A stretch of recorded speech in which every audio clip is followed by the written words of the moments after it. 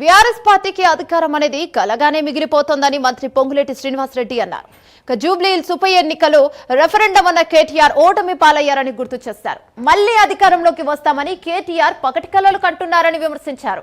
కేటీఆర్ ముందు తన ఇంటి సమస్య చక్కబెట్టుకోవాలని హితవు పలికారు.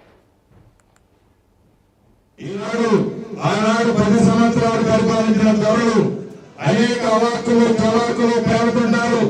10 సంవత్సరాల్లో వాటికి గుర్తులేని అనేక అంశాలని ఈనాడు మేము ఆనాడు అది చేశాము, అది చేయలేకపోయాము.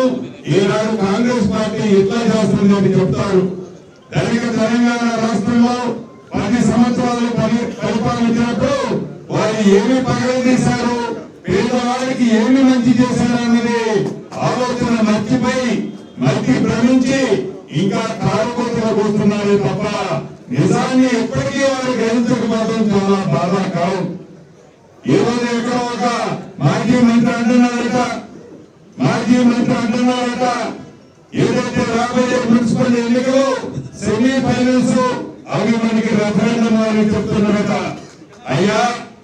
అయ్యా జూబ్లీహిల్స్ అసెంబ్లీ బై ఎన్నికలు ఇదే మాట గొంతు తెచ్చుకొని వాగ్దానం జరిగిన అనేక కారుకుంటూ ఆనాడు కోసం గుయ్యమనేటట్టు జూబ్లీహిల్స్ ప్రజలు తీర్పించారు.